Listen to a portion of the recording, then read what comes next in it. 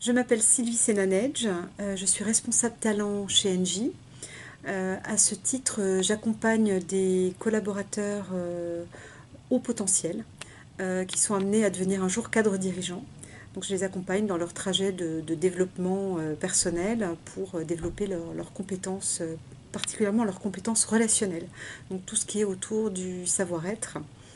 Et dans ce cadre-là, parmi les actions que j'ai mises en place pour eux, que ce soit des actions individuelles ou collectives, je fais appel depuis l'année dernière à un Pro 2 pour leur permettre de vivre des séquences d'improvisation au cours desquelles ils vont pouvoir travailler sur des dimensions d'écoute, de conviction, de communication, et voilà, et se poser des questions et réagir à chaud par rapport à leurs forces et à leurs limites.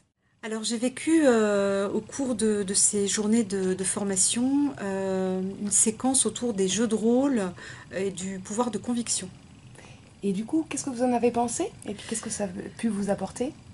Alors, ce que je constate hein, chez les collaborateurs qui ont vécu ces jeux de rôle, c'est que ça leur est très utile euh, pour prendre conscience que dérouler un argumentaire rationnel, préparé, logique, ça peut être complètement inutile.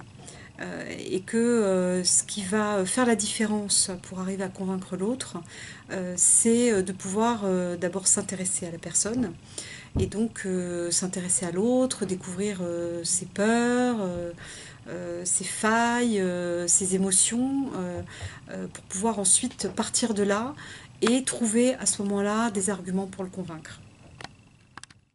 Je trouve que la puissance de la méthodologie d'impro 2 sur ces séquences-là, c'est que le comédien fait arrêt sur image en faisant ce geste que je trouve très marquant parce que ça permet de se mettre en position d'observateur par rapport à ce qu'on a vécu dans la séquence. Et puis le comédien nous demande ce qui a bloqué, ce qui fait qu'on n'arrive pas à le convaincre, nous tend des perches, nous rappelle qu'à un moment donné, il a donné une information et qu'on n'a pas fait attention.